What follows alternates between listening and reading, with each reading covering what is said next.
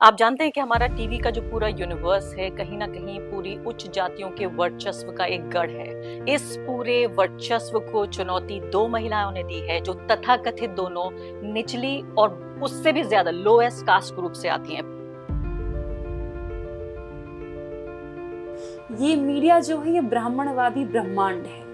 आप लोगों के कारण ही देश का माहौल विषाक्त हो रहा है और आप लोगों के भीतर एक दूसरे के प्रति नफरत पैदा कर रहे हैं और ये पीढ़ियां याद रखेंगी कि आपके कारण ऐसा हुआ कि हमारे देश का माहौल इतना खराब हो गया। जब तक आप चित्रा त्रिपाठी अपने नाम के पीछे की त्रिपाठी नहीं हटा देते। अरे मैं मुझे गर्व है, मैं त्रिपाठी हूँ, माँ बाप का दिया हुआ त्रिपाठी शब्द है। क्यों मैं शर्म करूँ? क्यों मैं शर्म करूँ? पहली बात, गर्व होने जैसा उपनाम में कुछ है ही नहीं, वो सोशल व्यवस्था से आपको मिला है। पैदा हो गई थी, उसमें आपका कुछ अचीवमेंट तो नहीं है। सिर्फ आप महिला रिप्रेजेंटेशन के नाम पे एक तबके की महिला नहीं बैठ सकती ना। बाकी महिलाओं का दर्द क्या, जो नाले में है, जो डेली झाड़ू मार रही है, उन्हीं के जो मीडिया हाउसेस हैं उसमें वो बाथरूम साफ कर रही है। मैं बाथरूम में देखती हूँ महिलाओं को। और मोदी जी को माँ को गाली देने वाला इंसिडेंट जो बिहार में हुआ है ना, और उसके बाद उसी दिन पूरा टॉपिक दूसरा था, लेकिन अचानक से सारे चैनलों ने टॉपिक बदल दिया कि मोदी जी की माँ को जो गाली दी गई उस पर डिबेट होगा। आपको किसी की माँ को बुरा कहा जाए ना, ये असहनीय है। कि प्रधानमंत्री नरेंद्र मोदी जी, अगर आप ताकतवर नहीं हैं, अगर आप कमजोर हैं, आपके साथ पूरी आरजेडी खड़ी है आप चलिए पुलिस स्टेशन, हम आपके साथ खड़े हैं, चलिए आप। अचानक आप दोनों आई कहाँ से? जमीन फाड़ के निकल आई, आसमान से टपक गई, ये हुआ कैसे? और फिर अचानक एक दिन फोन आता है, आप राष्ट्रीय प्रवक्ता हैं। आपको भी लगता है आरक्षण बहुत जरूरी है? ईश्वरनाथ रेणु ने महिला आचरण में बिल्कुल सही लिखा है कि जाति नहीं बताने वाले की ही जाति होती है। तो यही बात है। और अखिलेश यादव सोमवार को कन्नौज के गौरी शंकर मंदिर पहुंचे थे। अखिलेश यादव ने इस मंदिर में पूजा अर्चना भी की थी।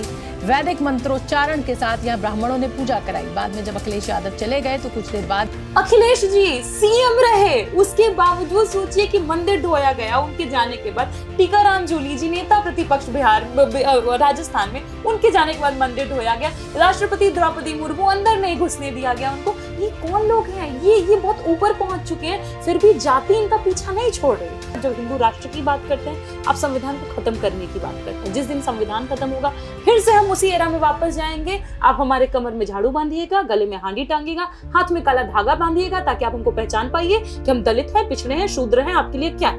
मैं जिस तबके से आती हूँ, मैं कहती हूँ मेरा स्वर्ग है मेरा लिखना, मेरा पढ़ना, मेरा बोलना। और मैं इस मनुस्मृति को, जिसको आप लोग पूछते नहीं थकते हैं ना, उसको ऐसे फाड़ती हूँ, क्योंकि ये मनुस्मृति हमारे लिए हमें अछूत बना के रखा, हमें पानी पीने लायक नहीं रखा। आप लोग मनुस्मृति को पूजने वाले लोग हैं, आपको कोई अधिकार नहीं है कि बाबा साहब के ऊपर आप एक शब्द भी कहें।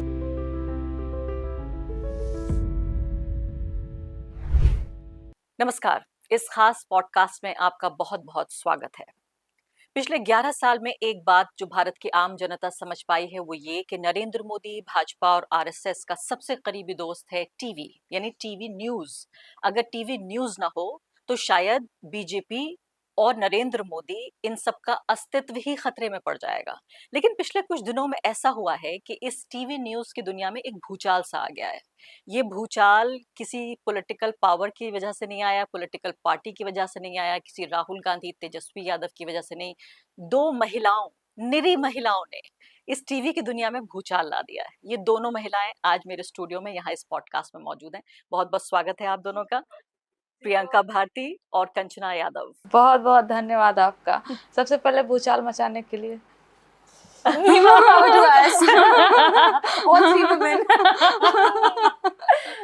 एक्सीलेंट। मुझे ऐसा क्यों लग रहा है कि आपको बहुत मजा आ रहा है?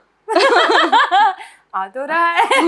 I mean, शुरू में तो जिस तरीके का ये माहौल बनाते थे कि आपको फ्रस्ट्रेट करने की कोशिश कर रहे हैं, सेम वही रिपीटेड डायलॉग्स 15 साल 20 साल पुराना वाला घिसा पिटा कैसेट बजाते थे, पर हमने उनमें उनको नया तड़का दिया, मुस्कुराहट का तड़का। तो इसीलिए मुझे लगता है कि वो परेशान हो रहे हैं अब, और फैक्ट्स के साथ, क्योंकि अब पहले उनको आदत हो चुकी थी, चाहे वो एंकर्स हों या फिर पैनलिस्ट जो उनके बिठाते थे, वरिष्ठ पत्रकार बना के किसी को जो आरएसएस का होता था, सपोर्टर, और या विश्लेषक बना के बिठाते थे। ये सारे लोग फैक्ट्स पे कोई बात नहीं करता था।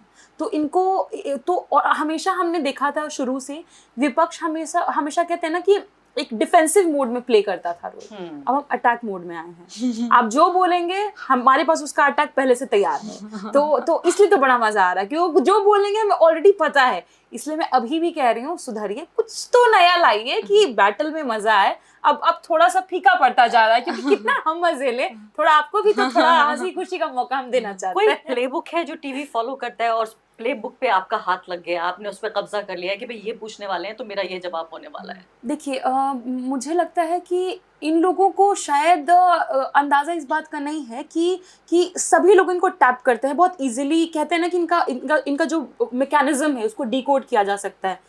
जंगल राज बोलेंगे क्योंकि हम आरजेडी से हैं, जंगल राज बोलेंगे, फॉर्ड स्कैम बोलेंगे, जो सोचिए कोषागार घोटाला हुआ, कोषागार में समस्याएं, उसको जानबूझ के चारा बोलेंगे, चारा खाते हैं, यही सारी चीज़ें जो फिक्स्ड हैं, रटी रटाई तोते के जैसे, वही बोलेंगे। पर हम उनको लेके आते हैं शिक्षा के मुद्दे पे, पढ़ाई के मुद्दे पे, अस्पताल के मुद्दे पे, बेरोजगारी पर, गरीबी पर, पलायन पर, भूखमरी पर, बलात्कार पर, और जिस तरीके से हिंसा हो रही है उस पर। तो उस पे कहते हैं ना कि ये डगमग एकदम पूरा परेशान हो जाते हैं ये, क्योंकि इनके पास कोई ऑप्शन नहीं है जवाब देने का, इनके पास कोई तरीका नहीं है और इनको पता नहीं है कि कैसे काउंटर करना है, क्योंकि रेटोरिक्स बहुत हो गए। अब फैक्ट्स पे आते हैं। फैक्ट्स पे आते हैं। इसमें सबसे ज़बरदस्त बात यह है, आप जानते हैं कि हमारा टीवी का जो पूरा यूनिवर्स है कहीं ना कहीं पूरी उच्च जातियों के वर्चस्व का एक गढ़ है। मतलब मैं कहूँगी कि एक ब्राह्मणवाद का एक पूरा गढ़ है। इसको साफ शब्दों में अगर कहा जाए, आप तमाम तरह से तमाम एंकरों के बड़े बड़े जो पॉलिटिकल एडिटर्स और फला तरह के एडिटर्स, उन सब के नाम आप देख लीजिए, कहीं भी आपको जो हाशिए के समुदाय हैं उनका रिप्रेजेंटेशन नहीं मिलता। इस पूरे वर्चस्व को चुनौती दो महिलाओं ने दी है, जो तथाकथित दोनों निचली और उससे भी ज्यादा लोएस्ट कास्ट ग्रुप से आती हैं। प्रियंका, आप दलित समुदाय से आती हैं? नहीं, मैं पिछड़े समुदाय से ही आती हूँ, लेकिन जिन जातियों के बारे में इनका मानना है कि और हाशिए की जातियां हैं, उससे आती हूँ। मैं कुशवाहा समुदाय से हूँ, मौर्य वंश जिसको कहते हैं ये लोग। लेकिन फिर भी मुझे लगता है कि क्योंकि हम बहुजन महिलाएं हैं तो शायद इनको बहुत दुख होता है। जैसा आपने एक टर्म यूज़ किया था, मुझे बहुत पसंद आया, ये मीडिया जो है ये ब्राह्मणवादी ब्रह्मांड है। उसमें जो हम लोग नए कहते हैं ना, हम लोग मिट्योर्स आए हैं और ये इनको तो ध्वस्त करके ही जाएंगे। बहुत आसान है इनसे लड़ना, बिकॉज दे आर पेट्रियार्कल है, पितृसत्तात्मक है, इंट्रिंसिकली कास्टिस्ट भी हैं। और जब आप इन दोनों चीज़ों पर सवाल खड़े करते हैं, वो भी फैक्ट्स के साथ, तो ये तिलमिला जाते हैं। एक इनका जो भद्रलोक है उसमें एक भूचाल आता है। भद्रलोक का भूचाल, ये बहुत अच्छी हेडलाइन है। हाँ, तो वो है इनका, उसमें भूचाल आता है। तो अब एंकर्स भी परेशान है, वो भी परेशान है, क्योंकि उनको समझ नहीं आ रहा टैकल कैसे करना है। इसलिए नए नए वेपन्स तैयार कर रहे हैं कि इनको बैन करो। बैन भी करने से कुछ नहीं होने जा रहा है। मुद्दे पे आती हूँ। आप बताइए कंचना जी, तो आप जैसी महिलाओं को तो अस्तित्व ही नहीं होना चाहिए आपका। मतलब आप पहली बात तो महिलाएं हैं, वो भी तथाकथित निचली जातियों से आती हैं, और आपका इतना बड़ा मुंह खोल के बोलती हैं। आप इतनी हिम्मत क्यों करती हैं? आपको तो एग्जिस्ट ही नहीं करना चाहिए। आपने जो कहा, मैं बिना नाम लिए हुए बताती हूँ, क्योंकि अगर उनके तक जाएगा वो समझ जाएंगे। एक एंकर हैं जिनसे मैं डिबेट करके निकली, स्टूडियो गई हुई थी, तो अपने कोऑर्डिनेटर से बोलते हैं जब खत्म होता है, यादवों में भी ऐसी लड़कियां होती हैं। यस, दैट एक्सप्रेशन, ये मेरे मुंह पर नहीं, ये जैसे ही मैं दरवाजा क्रॉस की, मैं वहां पर खड़ी हुई थी और उनको लगा कि शायद मैं चली गई और मैं कैब का वेट कर रही थी। यादवों में भी ऐसी लड़कियां होती हैं, और वो दरवाजा खुला हुआ था क्योंकि मैं जस्ट वहीं पर खड़ी हुई थी, और कोऑर्डिनेटर और एंकर दोनों मिलकर हंसने लगे। तो अब सोचिए कि इनको लगता है कि ये लोग कैसे आ गए ऐसे, ये लोग कैसे आ गए। तो मैं राज्यसभा टीवी में हुआ करती थी, एक आरएसएस के नेता जो अभी बड़े ही सम्मानीय और आदरणीय सांसद हैं, बड़ा चेहरा हैं, एक बड़े आइडियोलॉग हैं, उन्होंने मुझसे कहा कि आप रोज़ चर्चा करती हैं कि मुसलमानों के साथ भेदभाव हो रहा है। हमने आपको राज्यसभा टीवी का चेहरा बनने दिया, हमने बनने दिया। उसके बाद भी आप ये कह रही हैं कि मुसलमानों के साथ भेदभाव होता है। तो ये आपकी बात नहीं है। और मैं उस वक्त, आप सोचिए कि बड़े राष्ट्रीय चैनल से फ्री होकर मैं राज्यसभा टीवी गई थी, तब मुझसे ये बात कही गई। जी बिल्कुल, अब मैं इसी पे कहती हूँ। अब जैसे प्रियंका जी ने कहा कि हमें वो एसर्ट करना होता है, ये चैनल वाले जो होते हैं ना, तो वो कहते हैं कि वो ऐसे मतलब आपके साथ बर्ताव करेंगे, ऐसा लगता है कि आपको समय देकर, आपको बुलाकर वो आपके ऊपर एहसान कर रहे हैं। ऐसा ऐसा जताया जाता है पूरी तरीके से। ऐसा लगता है कि वो चैनल किसी और का है, हमें 2 मिनट के लिए बोलने दिया जाता है, हमारे ऊपर एहसान जताया जाता है। लेकिन हमने जो असर्ट किया है, हमारा जो असर्शन यह है कि मैं एक पॉलिटिकल पार्टी से आती हूँ, लॉयर हूँ पॉलिटिकल पार्टी के। अगर हम प्रवक्ता हैं तो हम वकील मानते हैं अपने आप को उस पार्टी का। और अगर हम अपना समय देकर यहाँ आते हैं, हमारी पार्टी यहाँ भेजती है, तो चैनल को हमारी जरूरत है, और एक पार्टी होने के नाते हमारी भी जरूरत चैनल को है। तो ये बराबर का है, आप इसमें एहसान नहीं जता सकते। लेकिन आपको क्यों बुलाते हैं? क्यों नहीं बुलाना चाहिए? हम पार्टी है एक, हम चुनाव लड़ते हैं। क्यों चैनल जो है मीडिया किसी का है क्या? वो अलग बात है कि मीडिया किसी घराने का हो गया है। एक इसमें आर्गुमेंट ये भी है कि बुलाया जाता है ताकि अपने आप को वैध ठहराया जा सके Exactly. कि हम बड़े लेजिटिमेट प्लेटफॉर्म है, देखिए हम इतने महान हैं कि हम सिर्फ उच्च जाति के लोग या बीजेपी कांग्रेस के लोगों को लिए, लेकिन बिल्कुल एकदम से निरी महिलाएं, ये सोचिए आप जरा, वो उनको और भी क्षेत्रीय पार्टियां, इनको भी हम बुला रहे हैं, हम तो बड़े समाजवादी हैं। सेवियर की लेकिन जब भूमिका। जब बैन जब लोकसभा चुनाव के समय पे जब बैन इनको किया गया था कुछ एंकर्स को, तो कैसे ये खलबली हो गई थी, एकदम बिलबिला गए थे। अगर मैं शब्द में एकदम लोकल टर्म में बोल, बिलबिला से गए हुए थे। एक एंकर आती हैं कि कहाँ हम लोग मतलब कि रेंगने लगे थे, कुछ लोग रेंगने ही लगे थे एकदम घुटनों पे आकर। आप अगर सुनी होंगी, ऐसा नहीं करना चाहिए, थोड़ा सा अनबायस्ड, थोड़ा सा तो रीढ़ की हड्डी दिखानी चाहिए ताकि हम आए, क्योंकि हमारे जो पार्टी के लोग हैं, जो सपोर्टर हैं, इनके भी तो ऑडियंस बनते हैं ना। अगर हम न जाएं, अगर प्रियंका भारती जी न जाएं, अगर हमारी पार्टी प्रवक्ता न भेजे, तो आप अपना चलाते रहिए, टेलीविजन पे देखते रहेंगे आपके लोग, हमारे लोग नहीं देखेंगे। कि क्या आपके जाने से आपकी जो आपके समर्थक हैं वो भी टीवी देखने लगे? हाँ, यही तो अब सुनिए, अब मैं आपको ये मजेदार बात बताती हूँ कि जब हम अपने सोशल मीडिया, फेसबुक पे या जो ट्विटर था, एक्स हो गया, उस पर कोई पोस्ट करते हैं ना, तो इसे हजारों कमेंट भरे होते हैं कि हमने ये मीडिया देखना बंद कर दिया था, आप लोग के आने के बाद हमने फिर से शुरू किया है।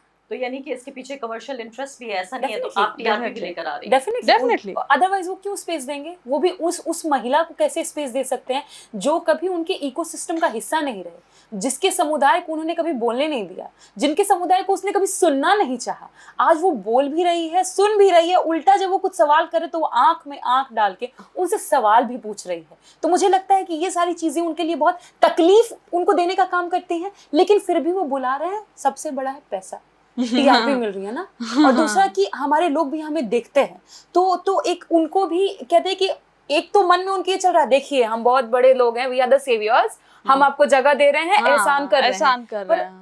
समय समय पर हमने उनको ये बताया है और बार बार ये असर्ट करके कहा है, कोई एहसान नहीं कर रहे हैं। आपका चैनल हमको बुलाया 10 बार तब जा करके हम आए हैं और हम अपने पार्टी को रिप्रेजेंट करने आए हैं। कोई हम पैसा नहीं कमा रहे हैं, भले हो सकता है आपको कहीं और से मिलता होगा पैसा, एक पार्टी को बहुत बड़ा दिखाने का और हमको नीचा दिखाने का, पर उससे कोई फर्क नहीं पड़ने वाले, क्योंकि हम जब भी तथ्यात्मक बात बोलेंगे हर व्यक्ति सुनता है। अब तो आप आरफा जी विश्वास नहीं करेंगे, कई भाजपा के लोग भी ये लिखना शुरू हो गए, बात में तो दम है। ये होना शुरू हो गया है, बात में तो दम है, हालांकि मैं भाजपा से हूँ, लेकिन बात में तो दम है, ये होना शुरू हो गया है। तो फैक्ट्स में ना बहुत ताकत होती है। लोग सत्य में, जो कहते हैं ना, सत्य में बहुत ताकत है, सच्चाई में ताकत है, और कहीं से भी किसी भी तरीके का होता है ना कि कोई प्रीकंसीव नोशन या किसी तरीके का अन्याय उसको दबा नहीं सकता है, वो बाहर आएगा। मैं आपसे 2-3 सवाल पूछूंगी। दर्शक भी जानना चाहते हैं कि अचानक से ये 2 लड़कियां, महिलाएं तो नहीं, उम्र तो दोनों की कम है, दोनों ही जेएनयू से आ रही हैं, दोनों आप पीएचडी कर रही हैं, आपका पीएचडी खत्म हो चुका है। मैं तो इंट्रोडक्शन भी नहीं कर पाई, मुझे इतना मजा आ रहा है आपसे बातचीत करने में, लग नहीं रहा कि मैं काम कर रही हूँ। तो मैं पूछूंगी अचानक आप दोनों कहाँ से आ गई, लेकिन उससे पहले बैन वाली स्टोरी आप बताइए कि किस तरह से, दोनों में से कौन बताना चाहेगा कि ये बैन क्या हुआ था? दोनों की 2 अलग स्टोरी है, आप पहले बताइए। जैसे नया नवेला तो इधर शुरू हुआ कंचना जी के साथ और सारिका जी के साथ, और दोनों वंचित तबके की महिलाएं हैं, मेरे साथ पिछले साल भर से कर रहे हैं। कि the very first day I entered in the studio, मेरा सवाल ये था कि मैं तो कहीं भी किसी एक एंकर को या किसी भी जो मेरा पैनलिस्ट है, चाहे वो किसी भी पार्टी से, मैं तो नहीं देख रही कि वो कथित निचली जाति से आता, लोअर्ड कास्ट से तो मैं कोई नहीं देख पा रही। पहले दिन मैंने ये बोला, ठीक है, और इसीलिए ये पूरे मीडिया में या सारे मीडिया हाउसेस में ये बात चली गई, I am asserting this fact कि I am not seeing diversity.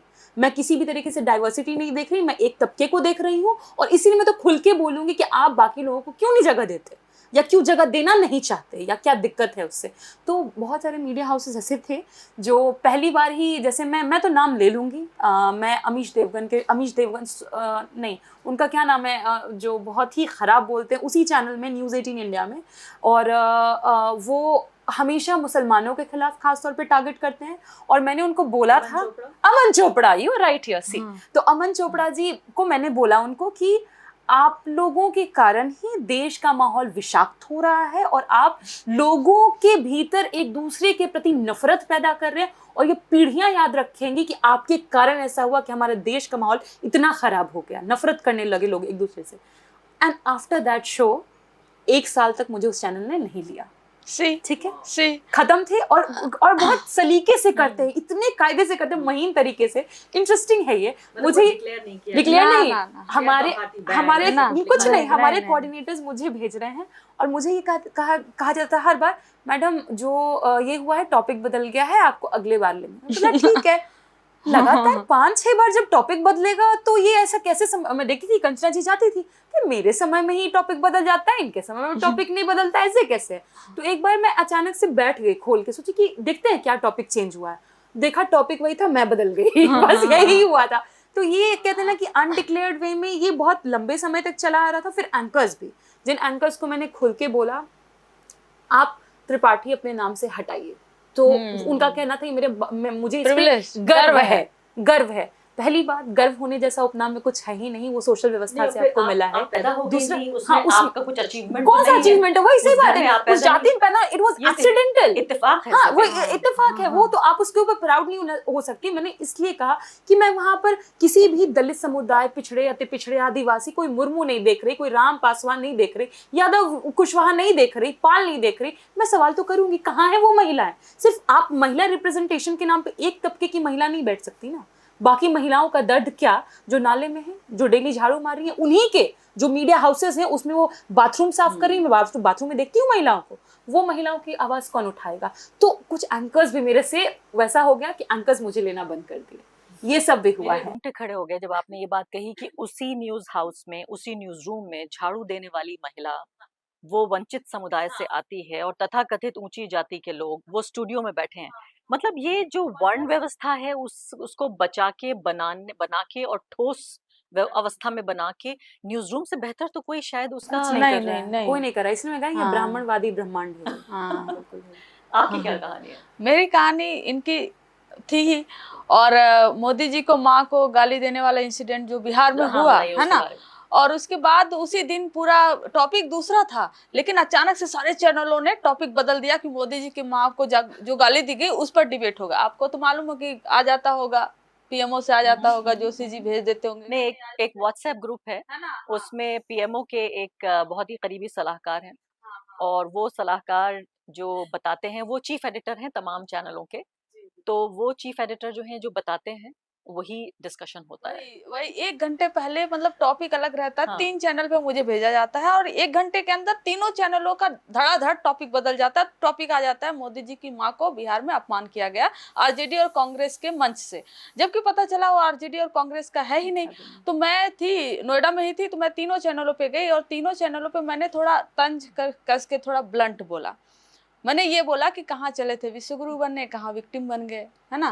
वही विश्वगुरु बनने चले थे, विक्टिम बन के आप राजनीति करेंगे, आप इस देश के सबसे ताकतवर व्यक्ति हैं, है ना। लेकिन आपके ऊपर आरोप ये लग रहा था कि आप इस बात को डिफेंड कर रही हैं कि भाई हमारे प्रधानमंत्री की माँ को बुरा कहा जा सकता है। ये किसी की माँ को बुरा कहा जाए ना, ये असहनीय है, ये कोई भी बर्दाश्त नहीं कर सकता। लेकिन प्रधानमंत्री, भाजपा बर्दाश्त करती है। हमने कहा कि प्रधानमंत्री नरेंद्र मोदी जी, अगर आप ताकतवर नहीं है, अगर आप कमजोर हैं, आपके साथ पूरी आरजेडी खड़ी है आप चलिए पुलिस स्टेशन, हम आपके साथ खड़े हैं, चलिए आप।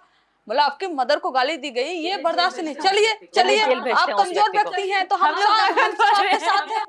जो इतना तिलमिलाए तीनों चैनल पे मैंने देखा, क्योंकि उनको जल्दी जल्दी मुद्दा मिल गया था और नैरेटिव बनाना था, कहीं वो फिसड्डी हो गए उस पर, तो एकदम तिलमिला से गए, वो पुरुष एंकर हो, महिला एंकर हो, सब।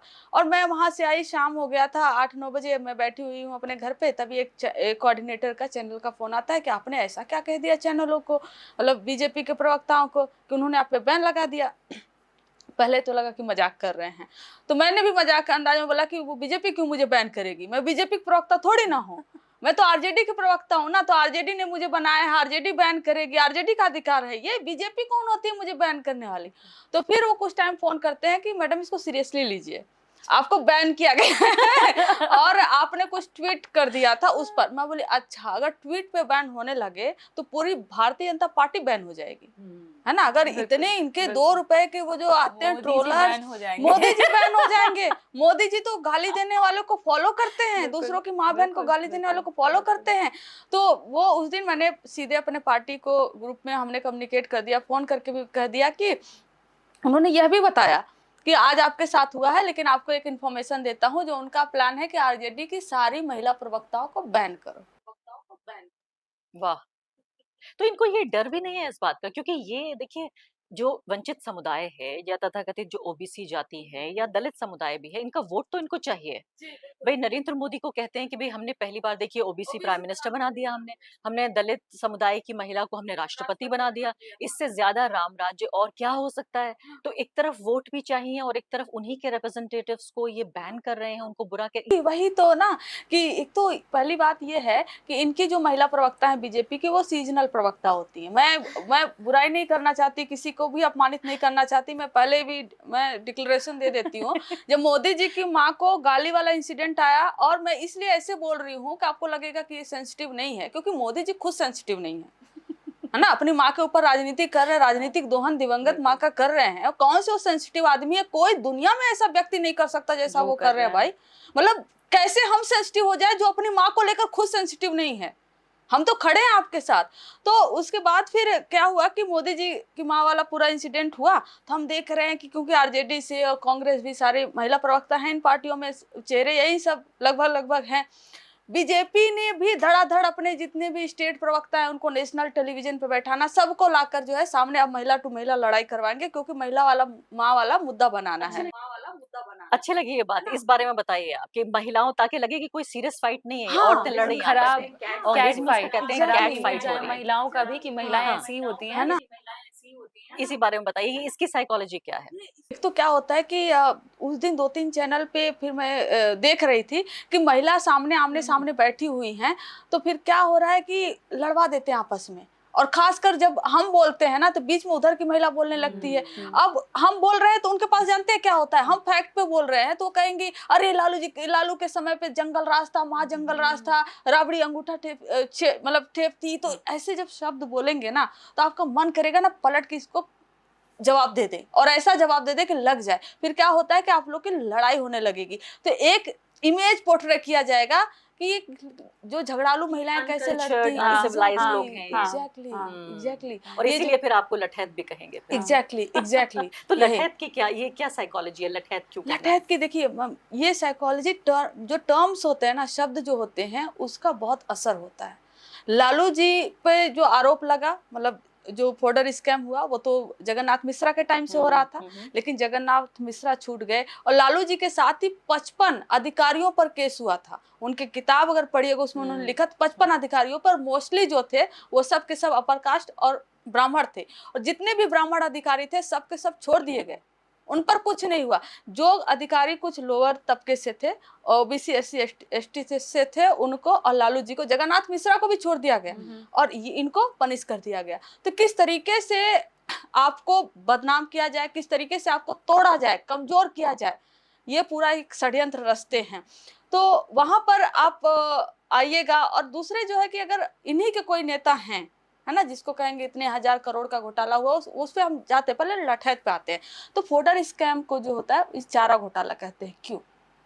क्योंकि लालू जी का जो मास बेस है, वो मास बेस है एक जो गांव में रहने वाले लोग हैं, जो पशु पालने वाले लोग हैं, जो खेती करने वाले लोग हैं, खेती किसानी करने वाले लोग हैं, या जो लालू जी के समय में रहे हैं, वो तो नहीं पढ़े लिखे हैं ना, उतने पढ़े लिखे नहीं हुए कि लालू जी के जो दौर वाले हमारी जो जनरेशन रही हुई है। तो फिर वो कौन सी लैंग्वेज समझती है, उस लैंग्वेज में इस व्यक्ति को डिफेम करो, ताकि वो मैसेज उस तबके तक पहुंचे। तो आप फोर्डर स्कैम ना देके कोई पॉलिश टर्म ना, आप चारा घोटाला कहोगे। अब अखिलेश यादव जी को टोटी चोर क्यों कहा गया?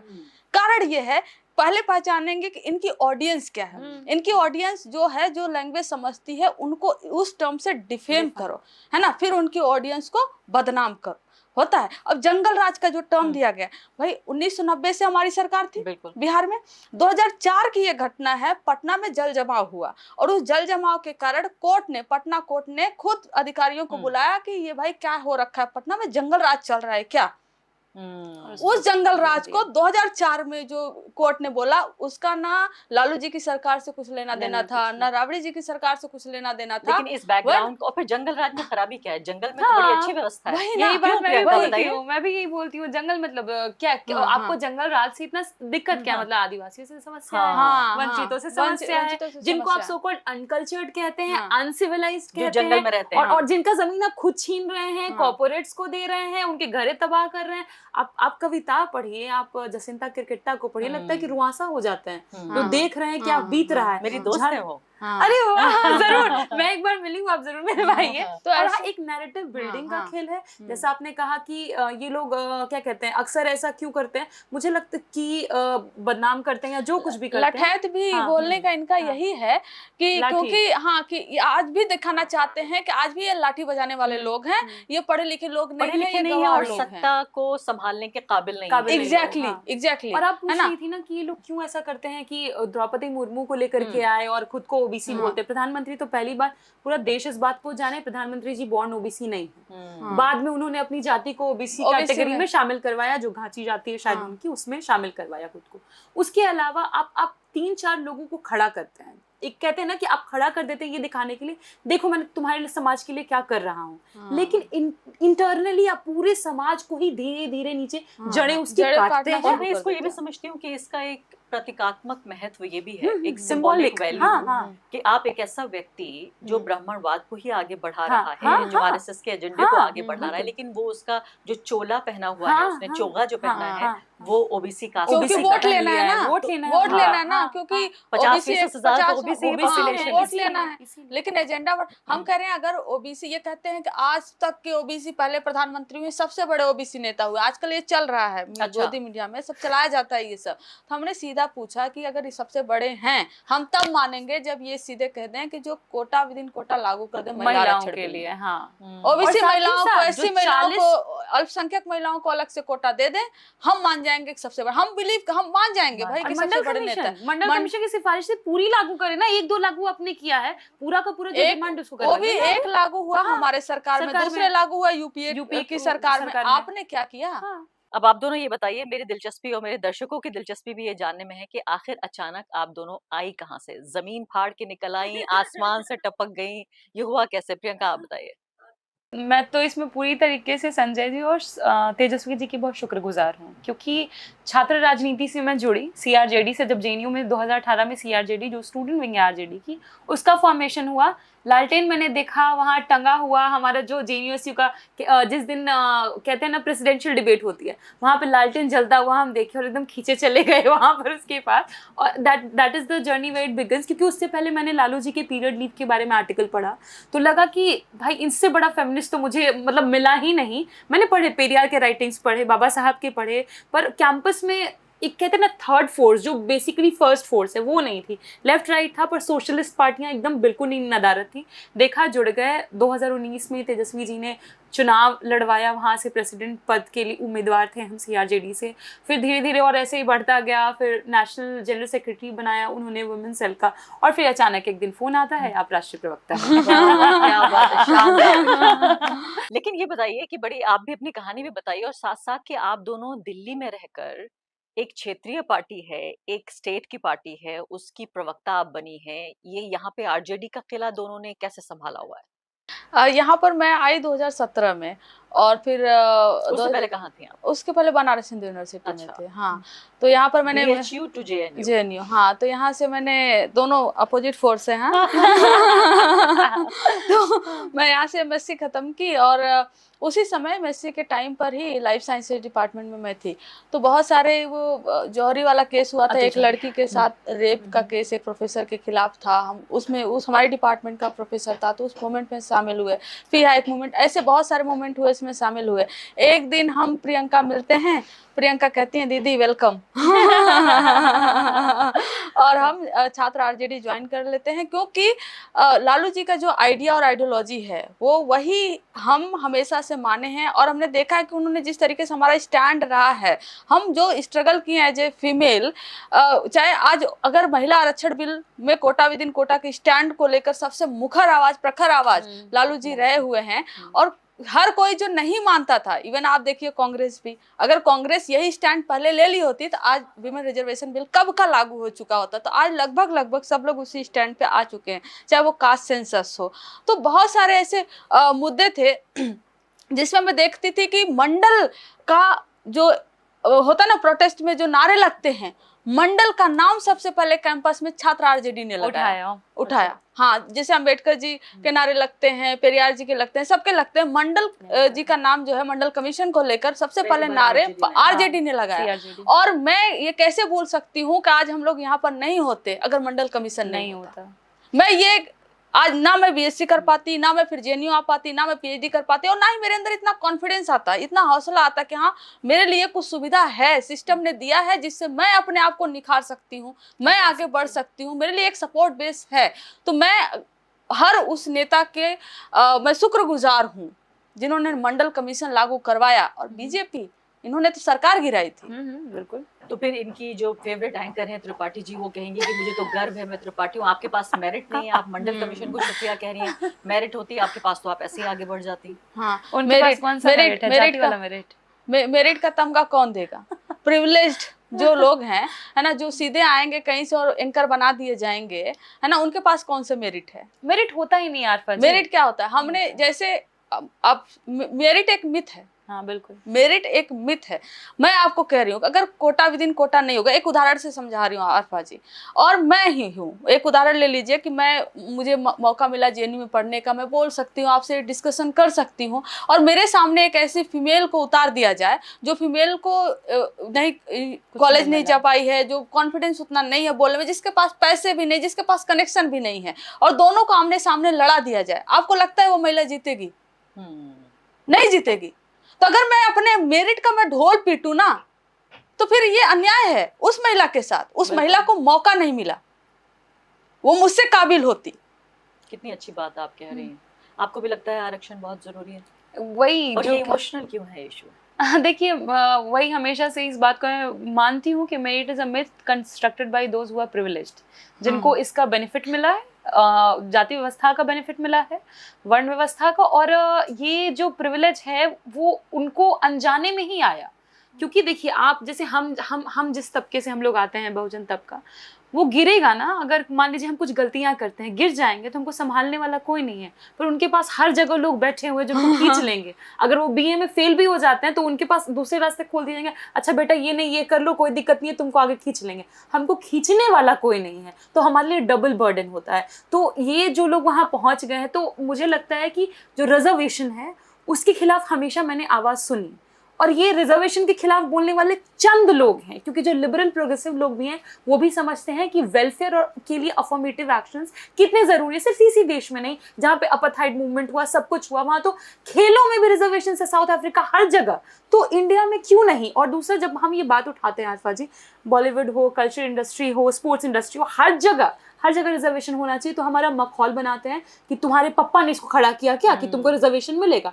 पर सवाल यह है कि आपको किसने खड़ा किया? अगर आप बड़ी बड़ी कंपनीज तैयार कर ले रहे हैं, तो आपको तो पापा नहीं खड़ा किया, और वहां तो किया ही किया है। आप ज्योतिरादित्य सिंधिया के बेटे को जी को देख लीजिए। तो मतलब मैं तो कही उस दिन लिटरली कि दूध का दांत टूटा नहीं है, दाल भात खाना सीखा नहीं है, और इसको अध्यक्ष बना दिया है एमपी क्रिकेट एसोसिएशन का। और ये हुआ था उसके साथ भी, जयशाह जी के साथ भी, गुजरात क्रिकेट एसोसिएशन के अध्यक्ष बन गए, बीसीसीआई सेक्रेटरी, और फिर आईसीसी पहुंच गए। ये तो भले वैसे है कि यहाँ कोई मेरिट नहीं था, बल्ला नहीं उठाए, पप्पा बना दिया। पर यहाँ हमारे पापा हमको नहीं बना सकते, क्योंकि हमारे पापा के पास वो है ही नहीं कि हमको कुछ दे करके आगे बढ़ा पाए। खेती किसानी करते हैं हम लोग, जिस समुदाय से आते हैं, भले अब मैं एकदम कॉमन एग्जांपल दे रही हूँ, एक गरीब ब्राह्मण खड़ा है और एक बहुत बहुत पैसे वाले व्यक्ति खड़े हैं, तो क्या उसके साथ छुआछूत होगा? ये जो दलित तबका पैसे वाला खड़ा है, अखिलेश जी सीएम रहे, उसके बावजूद सोचिए कि मंदिर ढोया गया उनके जाने के बाद। टीकाराम जूली जी नेता प्रतिपक्ष राजस्थान में, उनके जाने के बाद मंदिर ढोया गया।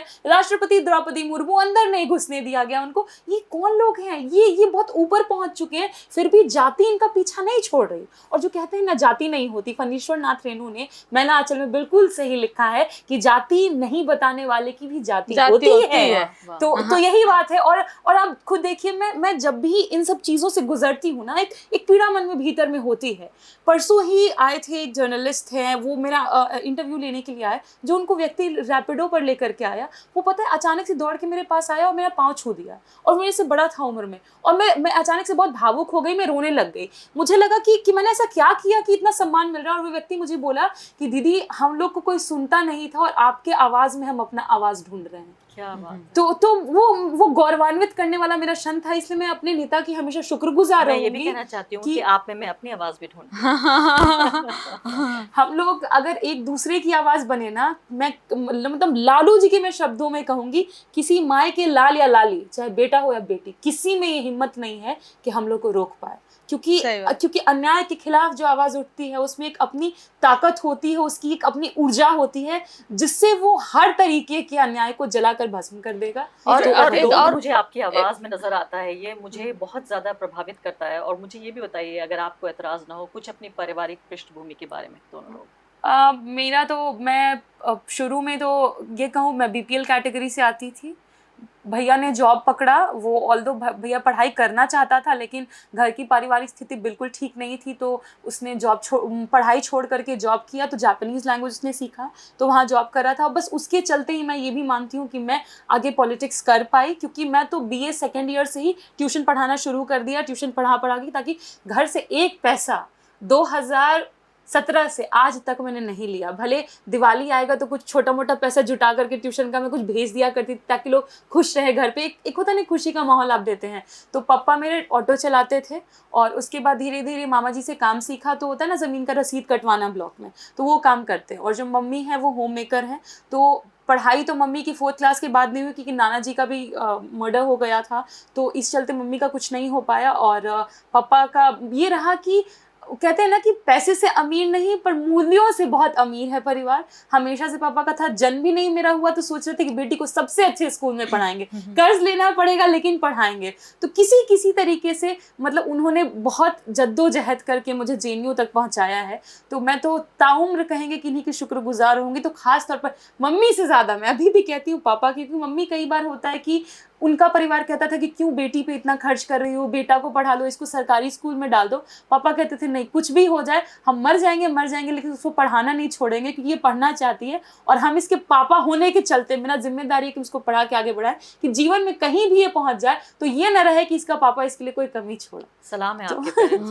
तो आप बताइए। हमारे भी परिवार की ऐसी कुछ कहानी है। हम तो सोचते हैं कि अगर हमारे परिवार में करोड़ों रुपए होते, ठीक है, और वो करोड़ों रुपए ये कहते कि परिवार वाले कहते कि आप ये 18 साल की हो गई, आपकी अब शादी कर देते हैं, नहीं आप यहाँ पढ़ेंगी, आप वहाँ नहीं जाएंगी, या पॉलिटिक्स नहीं करेंगी, या आप आरजेडी नहीं जुड़ेंगी, तो ये पूरी तरीके से अगर हमको एक डिक्टेट किया जाता, या जो सोसाइटी जैसा नॉर्म्स बना हुआ है ऑलरेडी उसमें ढाल दिया जाता, जैसे हर बेटियों के साथ लगभग आज अभी इंडिया में हो रहा है, तो हमको लगता है कि मैं सबसे गरीब परिवार की होती, अगर मेरे साथ ऐसा हो रहा होता। लेकिन परिवार में कोई संघर्ष नहीं था कि हमारी बेटी टीवी पे नहीं जाएगी, नेता नहीं बनेगी, इसको लेकर ये डर था एक ऐसा डर था, क्योंकि पारिवारिक में हम लोग मिडिल क्लास से आते हैं। मेरे ग्रैंडफादर जो थे वो मुंबई में रहते थे, सासाराम से फिर निकल कर मुंबई में गए हुए थे, वहाँ मिल था तो वहाँ गवर्नमेंट जॉब वो करने लगे थे, सरकारी जॉब होता था पहले मिल्स में। फादर भी मेरे वहीं रहने लगे थे, बाद में हम लोग आकर जौनपुर में फिर रहे, वहाँ पर मतलब ज़मीन वगैरह थी। तो उसके बाद हम लोग वहीं पढ़ाई किए, गांव के स्कूल में पढ़ाई किए, सरकारी स्कूल में पढ़ाई किए। हम 3 बहन एक भाई हैं, तो सबने वहीं पर पढ़ाई की। तो वहाँ से निकलने के बाद फिर मेरा डॉक्टर बनने का सपना था। तो ये डॉक्टर क्या, हम घर से ही प्रिपरेशन किए। UPCPMT हुआ करता था, कंबाइंड प्री मेडिकल टेस्ट। तो अखिलेश जी उस समय सरकार में थे और पेपर लीक हो गई थी, वो कैंसिल हो गई थी। तो फिर क्या हुआ कि उसी साल मैंने BSc दिया था, BHU का, और BHU का BSc जूलॉजी ऑनर्स में हो गया। तो फिर मैं वहाँ पर ज्वाइन कर ली BSc। फिर वहाँ से मेरा हैदराबाद यूनिवर्सिटी में MSc हुआ, दिल्ली यूनिवर्सिटी में MSc हुआ और जवाहरलाल नेहरू यूनिवर्सिटी में MSc हुआ, अलग अलग साइंस से रिलेटेड सब्जेक्ट में। तो मैंने एक अपने प्रोफेसर को फ़ोन किया, मैंने बोला मैम मेरा यहाँ सिलेक्शन हुआ है और मैं तो जाना तो JNU चाहती हूँ, लेकिन घर वालों का एक डर है जो हवा बना दी गई है JNU के बारे में ना, कि ऐसे नक्सल रहते हैं, गुंडे रहते हैं, बदमाश रहते हैं टाइप का। और उसके अलावा ये भी कि बहुत आजाद ख्याल लोग रहते हैं और लड़कियां हाथ से निकल जाएगी, हाथ से निकल जाएगी और अपनी पसंद से शादी कर लेंगे। अपनी पसंद से शादी करेंगे आप क्या? लग रहा है दोनों को। नहीं, मैंने तो शादी के बारे में अभी फिलहाल कुछ भी नहीं सोचा है, क्योंकि मेरा ये है मानना खुद ही कि this is a social construct, एक तरीके से कि आपको फैमिली के स्ट्रक्चर में उससे जाना पड़ेगा भीतर। आप तो बहुत विद्रोही हैं। तो मेरा ये मानना है, अभी तो फिलहाल मेरा इसमें कोई कहीं से कोई रुचि नहीं है। ये है कि एक आवाज ऐसी बने कि हर महिला साथ आए और सब, जिसको वो कहते हैं ना बेशरम महिलाएं, तो ये जो बेशरम महिलाओं से आपको डर है, ऐसी और बेशरम महिलाएं तैयार हो, आप काफी, हमें बड़ा अच्छा लगेगा उससे। दोनों का चुनाव लड़ने का कोई इरादा है आपका? चुनाव लड़ने का, देखिए एक बात बहुत क्लियर है, मुझे पढ़ने का बहुत शौक है। तो अगर मुझे बाद में भी मौका मिलता है पढ़ने जाने का, मैं हार्वर्ड में भी ट्राई कर रही हूँ, एक इंटरव्यू भी दी हुई हूँ, लेकिन आफ्टर इलेक्शन मैं उस पर सोच सकती हूँ। लेकिन पार्टी जो मुझे जिम्मेदारी देगी, वो चाहे चुनाव लड़ने का हो, नहीं लड़ने का हो, प्रवक्ता रहने का हो, एक कार्यकर्ता बन के रहने का हो, क्योंकि हम उस समय एक PhD स्कॉलर थे जब हमें प्रवक्ता बनाया गया, और पार्टी से फ़ोन आया कि आप लोग को हमें, क्योंकि हम बोलते रहते थे कैंपस में ना, जब प्रोटेस्ट वगैरह होता था, तो आप लोग को प्रवक्ता बनाया जाता है। तो आप इमेजिन नहीं कर पाते एक समय के लिए, मतलब मजाक तो नहीं चल रहा मेरे साथ वो भी नेशनल प्रवक्ता, ऐसे कैसे, है ना। तो अगर बिना मांगे पार्टी हमें इतना देती है, तो हमें नहीं लगता कि हमें पार्टी से मांगने की जरूरत है। मैं आप दोनों से सवाल पूछना चाहती हूँ, एक बड़ा सवाल है आप दोनों से उठकर देश की राजनीति से जुड़ा हुआ। जिस तरह की एक हम राजनीति देख रहे हैं, हिंदू राष्ट्र बनाने की राजनीति, इस हिंदू राष्ट्र में कहाँ है तथाकथित निचली जातियों के लोग? क्योंकि जरूरत तो हिंदू राष्ट्र तो आप ही लोग बनाएंगे भाई, जो तथाकथित ऊंची कांवड़ में जाएंगे हम लोग। हाँ? कांवड़ में जाएंगे। मुझे लगता था कि वो ऊंची जाति के लोग तो इतने कम है, क्योंकि बनाने के लिए तो हमें OBC चाहिए जो 50% से ज्यादा है। तो आपसे पहले मेरा सवाल ये है कि क्या हिंदू राष्ट्र बन रहा है, उसमें आप अपनी जगह कहाँ देखती हैं, और खासकर अपने समुदाय की जगह भी कहाँ देखती हैं? बीजेपी हिंदू राष्ट्र नहीं बनाना चाहती, जैसा मेरा मानना है। ब्राह्मण ये बिल्कुल मतलब उसी तरीके का कि एक तबके का राष्ट्र ये बनाना चाहती है, जिसके समर्थक हमेशा से RSS रहे, जो RSS के समर्थक रहे और RSS जिनकी समर्थक रही है, क्योंकि उनको जो सरसंघ चालक भी होता है वो एक जाति में एक गोत्र का होता है, लिंग का भी नहीं, लिंग महिलाएं तो है ही नहीं, उनका छोड़ दीजिए। तो ये हमेशा उस राष्ट्र का निर्माण करना चाहते हैं, क्योंकि आप हमेशा देखिए जो भी समुदाय या जो ऑर्गेनाइजेशन, जो पॉलिटिकल पार्टी हमेशा से संविधान के अगेंस्ट रही है, वो कैसे आपका भला चाहेगी, किसी का भी भला चाहेगी। कि जिस हिंदू राष्ट्र की ये बात करते हैं वो तभी बनेगा जब संविधान खत्म हो, क्योंकि संविधान तो इंक्लूसिव है, सबको साथ लेके चलता है। इसका मतलब है कि आप जब हिंदू राष्ट्र की बात करते हैं, आप संविधान को खत्म करने की बात करते हैं। जिस दिन संविधान खत्म होगा, फिर से हम उसी एरा में वापस जाएंगे। आप हमारे कमर में झाड़ू बांधिएगा, गले में हांडी टांगिएगा, हाथ में काला धागा बांधिएगा, ताकि आप हमको पहचान पाइए कि हम दलित हैं, पिछड़े हैं, शूद्र हैं, आपके लिए क्या है। तो ये पूरा जो इनका कंस्ट्रक्ट है हिंदू राष्ट्र का, ये बरगलाने के लिए, लोगों को बेवकूफ बनाने के लिए।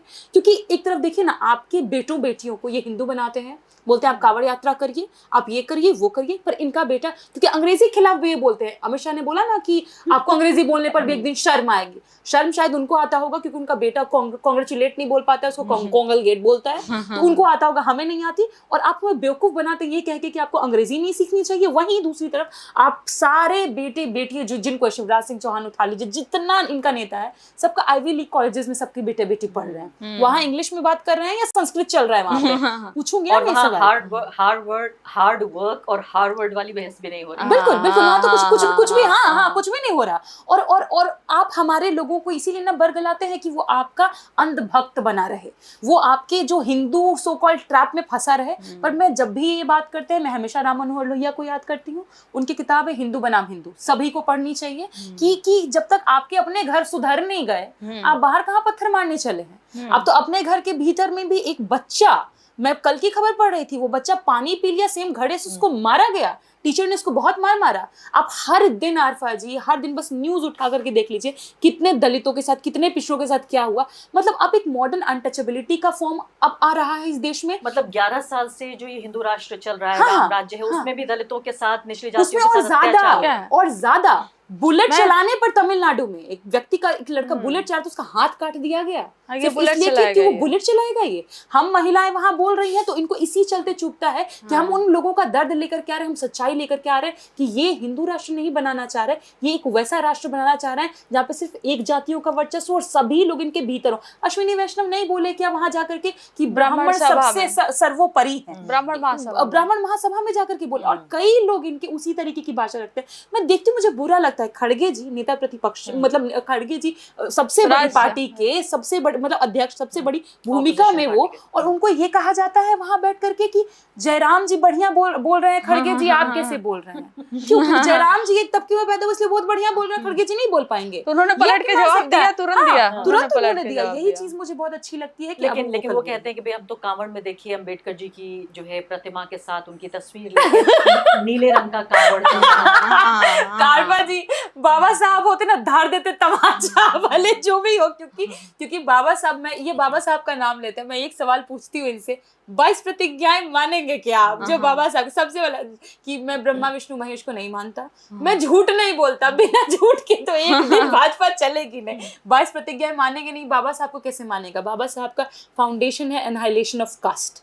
किस दिन एनहाइलेशन ऑफ कास्ट होगा इस देश में, हमें बता दीजिए। जिस दिन गर्व नहीं होगा, त्रिपाठी होने पे जिस दिन गर्व आरफा जी, क्योंकि हम जेएनयू से आते हैं तो मैं कुछ इसमें ऐड कर देना चाह रही हूँ कि हर साल जेएनयू में जो पीएचडी का इंटरव्यू होता है, वहाँ पे अगर 30 नंबर का इंटरव्यू हो रहा है तो ये देखते हैं कि अगर ओबीसी एससी एसटी से है तो उसका रिटर्न में कितना भी मार्क्स हो, लेकिन उसको 1 से 2 3 4 5 इससे ज्यादा नंबर नहीं देते हैं। और इसमें भी अगर रिटर्न में इस कैटेगरी के बच्चों का नंबर ज्यादा है तो ये मार्क्स भी ऐड होके उनका सिलेक्शन हो जाता है। और सिलेक्शन किस ग्रुप में होता है? जिस ग्रुप से वो आते हैं, ताकि पूरी तरह से जनरल कैटेगरी जो है वो जनरल कास्ट के लिए सुरक्षित रहे, अपर कास्ट के लिए सुरक्षित रहे। और दूसरा जो वही अपर कास्ट का है, समर्थ तबके का है, वो उसका क्या करेंगे कि अगर उसका कितना भी गंदा नंबर है रिटर्न में, उसको 30 में से 30 नंबर, 28 नंबर, 29 नंबर ऐसे देंगे। फिर वो क्या करता है, सीधे जंप करके उसका सिलेक्शन हो जाता है। हर साल हम इस मुद्दे को उठाते हैं। हर साल जब एडमिशन होता है ऐसे लिस्ट आती है कि कैसे कितने ओबीसी एससी और एसटी बच्चे को 0 1 2 3 नंबर दिए गए। जेएनयू को भी पूरी तरीके से अपना गढ़ बना लिया, वैसे भी गढ़ PhD की बना सीटें लिया, बहुत कम कर दी हैं, तो जी। इस वजह से भी। अब मैं आखिरी सवाल आप दोनों से पूछना चाहती हूँ कि अक्सर हम देखते हैं कि जब सांप्रदायिकता का मुद्दा होता है, हिंदू मुस्लिम, ये तो बहुत आसानी से कर पाता है टीवी, क्योंकि बहुत आसान है तथाकथित निचली जातियों को भी मुसलमानों के खिलाफ खड़ा करना, लेकिन कास्ट के मुद्दे पे ये फंस जाते हैं। क्यों नहीं फंसेंगे? आप सोचिए कि राम मंदिर बनवाए, ठीक है, इतना ढोल पीटा गया, राम मंदिर में ट्रस्टी कौन कौन है, राम मंदिर में पुजारी कौन कौन है? आज भी इस देश के जितने भी मंदिर हैं, आप चले जाइए वहां का पुजारी, क्या आपको दलित पिछड़ा मिलेगा? इवन महिलाएं भी मिलेंगी? नहीं मिलेंगी। कौन है? तो इनके प्रॉब्लम नहीं होगी कि आप हिंदू राष्ट्र बनाने की बात करते हो भैया, लेकिन यह बताओ कि हिंदू राष्ट्र में हम महिलाओं की जगह है या नहीं है?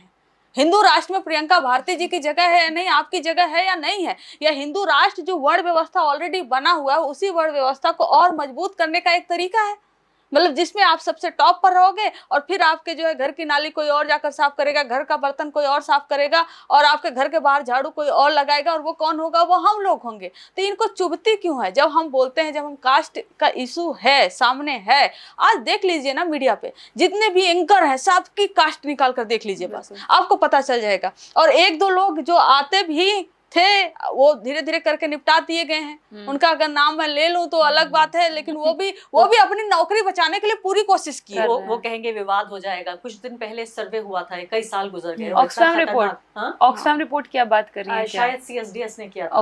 ओके। और इतना खतरनाक था वो सर्वे कि उसके बाद से दोबारा नहीं हुआ, और जमाना गुजर गया इस बात को। 300 टॉप एडिटर्स की लिस्ट निकाली गई, और उन 300 में 3 मुसलमान थे और 0 दलित थे। 0। ऑक्सफैम की भी रिपोर्ट आई है 2019 या 20 की, सिमिलर आंकड़ा उन्होंने लेकर के आया। एंकर्स हो, एडिटर इन चीफ्स हो, सारे जगह पे 92 से 93% एक ही जाति के लोग हैं। धर्म तो छोड़ दीजिए, बाकी जो है 3-4 मुसलमान हैं, दलित 0, ओबीसी 0, ऐसा है। ऑक्सफैम की रिपोर्ट ये बता रही है। लेकिन मेरिट है उनके अंदर तो हाँ, मेरिट है, मेरिट का जुनून मेरिट है। जैसा मेरिट बताए नहीं इन्होंने, 30 नंबर में 30 दे देते हाँ। हैं तो उनको तो खींच लिया जाता है ना, हाँ। चाहे वो कथित मेरिट होने। कैसे मेरिट आरफा जी, अगर मैं बात करूं, मैं मान लीजिए मैं जहां पैदा हुई वो मगध क्षेत्र है, मुझे मगही आती है, आप यहाँ हैं आपको मगही नहीं आती, तो मेरिट हो गया क्या मेरे पास? वो होता है ना कि वो एनवायरनमेंट। बिल्कुल। आखिरी सवाल, अब ये बताइए कि कहा ये भी जाता है कि आप जाकर, आप दोनों जैसी महिलाएं जाती हैं तो आपके लोग, आपके समर्थक वहां देखने लगे हैं टीवी को, तो एक थॉट ये है, कांग्रेस पार्टी ने इसको अपनाने की भी कोशिश की और शायद और दूसरी ऑपोजिशन पार्टियों ने भी, कि बिल्कुल बॉयकॉट किया जाए टीवी का। एक तरफ ये थॉट है कि टीवी को बॉयकॉट किया जाए, दूसरी तरफ आपके लोग जाके, आप दोनों रिप्रेजेंटेशन देते हैं वहां पर। मैं भी उलझी हुई हूँ कि इसमें से तय क्या किया जाए। मैं आपको आरफा जी बताती हूँ कि 1990 के बाद से जब से लालू जी राजनीति में आया, पिछड़े तबके के लोग, चाहे वो नेताजी मुलायम सिंह यादव जी हों, चाहे रामविलास पासवान जी हों, और मैं लालू जी का ही, अपने पार्टी का उदाहरण लेती हूँ कि तब से आज तक कोई ऐसा दिन नहीं होगा जिस दिन किसी न किसी चैनल पे जंगल राज नहीं कहा जाता होगा। और ये सक्सेसफुल हुए, ये पूरी तरह से सक्सेसफुल हुए कि 2005 में हमें चौतरफा घेरा गया। सबसे पहले बोला गया कि हमने बोला है कि बुरा बाल साफ करो ताकि अपर कास्ट का वोट काट दो, और जबकि लालू जी ने कहा हमने कभी बोला ही नहीं, कभी नहीं बोला उन्होंने। बोले कि एक दिन मैं अखबार पढ़ रहा था और चाय पी रहा था और फिर एक अखबार पे हेडलाइन आई कि लालू जी ने कहा बुरा बाल साफ करो। आप कोई भी एविडेंस लाकर क्लिप दिखा दीजिए जहां वो बोले हो, जिससे वो कहे वो ये चाल चली गई, पहले वो वोट काटो, फिर क्या करो, फिर ओबीसी में डिवाइड करो, एक नेता बनाओ, एक अति पिछड़ा या इस तरह से एक चेहरा दो, और आरजेडी से ये वोट काटो, फिर दलित विरोधी बताओ, फिर इनको जंगल राज घोषित करो, फिर ये चौतरफा मार करके हमारे ऊपर, हमें पूरी तरह से 2005 के इलेक्शन में हराया गया। और आज भी 20 साल तक ये जंगल राज पे चुनाव लड़ रहे हैं। हर चुनाव में आपका जंगल राज आ जाता है मुद्दा। तो ये इसलिए हुआ आरफा जी क्योंकि मीडिया में हम नहीं थे, हमारी 1 मिनट के 1 सेकंड की भी आवाज हमारी नहीं थी। आज हम कह रहे हैं कि हम एक पॉलिटिकल पार्टी हैं और एक टेलीविजन चैनल है, उनको भी पार्टी की जरूरत है, रिप्रेजेंटेटिव की, हमें भी जरूरत है एक टेलीविजन की, क्योंकि हम भी भागीदारी रखते हैं, एक बड़े जनता का हम भी आवाज हैं। तो हम वहां पर आज अपनी बातें रख रहे हैं, भले कम समय मिलता है हम रखेंगे, क्योंकि हमारी बात जानी चाहिए कि हम मीडिया के वजह से नहीं, हम मीडिया के बावजूद भी हैं। और आज हम बिहार की सबसे बड़ी पार्टी हैं। ये रहा कि सारी मीडिया हमारे खिलाफ रही, कभी हमारा साथ नहीं दी, लेकिन हम आपके बावजूद भी हैं और आपके बावजूद भी रहेंगे। लेकिन मान लेते हैं कि तमाम जो दलित, पिछड़े, मुस्लिम ये सब जाना बंद कर दे, एक सिनेरियो इमेजिन करते हैं, तो फिर टीवी में बचेगा क्या? टीवी तो अपने आप भस्म हो जाएगा। नहीं आरफा जी, मुझे लगता है कि जैसे जिस समय में ये लोग पूरा कम्युनल माहौल देश में तैयार कर रहे थे, राम मंदिर वाला ये सब चल रहा था, तो और काफ़ी कांग्रेस ने, जैसा कहा आपने, काफ़ी पार्टियों ने बहिष्कार कर दिया था। लालू जी के पास ये सवाल गया कि हम लोग को अपना प्रवक्ता भेजना चाहिए कि नहीं भेजना चाहिए। लालू जी एक लाइन बोले जो हमेशा हम याद रखेंगे। लालू जी ने कहा कि मैं चरवाहा समुदाय से हूँ, मैंने गाय पर राजनीति नहीं की। ये लोग हमेशा करेगा क्योंकि इसको गाय से मतलब नहीं है, राजनीति करनी है। तो कम्युनल माहौल है, तो उससे क्या, हम वहां जा करके अपने मुसलमान लोगों के साथ खड़े होंगे ना। हम ही चुप हो जाएंगे तो इसका मतलब तो और साइडलाइन कर दिए जाएंगे। उस समय में भी तेजस्वी जी का एक बहुत, ये लोग बेवकूफ बनाने की कोशिश किए, हमें कहते हैं ना कि हमें डेविल दिखाने की कोशिश किए। ये बोले कि तेजस्वी जी कह रहे हैं क्या बोलते हैं, अस्पताल होना चाहिए, अस्पताल नहीं बनने चाहिए, तो लॉजिकल बात है। तो उस समय भी हम लोग एकदम पूरा, कहते हैं कि एकदम पूरे जोर शोर से ये बोल रहे थे कि कोई मानसिक विक्षिप्त व्यक्ति ही होगा जो कहेगा कि पैर कट गया तो हम अब मंदिर जाएंगे, अस्पताल नहीं जाएंगे। ये तो एकदम लॉजिकल बात है, किसी का कुछ भी होगा। तो मैंने एंकर से ही पूछ दिया, मैं नहीं चाहती आपका सर फूट जाए, फूट गया तो कहाँ जाइएगा, मैंने पूछा एक से। तो वही बात है, मुझे लगता है। और दूसरा कि आंकड़े जब बता रहे हैं कि टीवी देख करके 38% 40% के लगभग लोग ये डिसाइड कर रहे हैं कि उन्हें वोट कहाँ गिराना है, तो हमें वहां होना होगा। और जो पार्टियां नहीं चाह रही है कि उनके प्रवक्ता जाइए, उनका अपना डिसीजन हो सकता है, पर हमारी पार्टी चाहती है कि हम जाएं क्योंकि हमारी आवाज वहां से पहुंचनी चाहिए। और दूसरा 100 अगर लोग हैं, 100 में 10 ने भी अगर अपना मन बदल लिया, जैसा मैंने आपको कहा, भाजपा वाले भी कह रहे हैं अब, अरे इनकी बात में तो दम है, तो कुछ तो हम कर पा रहे हैं। और दूसरा ये है कि आरफा जी कि इतने सारे लोग अभी देश में हमारे बेरोजगार बैठे हुए हैं। अब हर किसी के फोन में हर वीडियोज आ जाते हैं, रील्स आ जाते हैं, तो जो चलते हैं वो उनका क्या होगा? उनके पास तो कंज्यूम करने के लिए जनता के पास कुछ चाहिए, तो यानी आप ये कह रही हैं कि मौजूदगी बहुत ज़रूरी है उस आर्ग्यूमेंट को। आप बहुत-बहुत शुक्रिया आप दोनों का। रविवार के दिन संडे बेहतरीन संडे मेरा गुज़रा आप दोनों के साथ।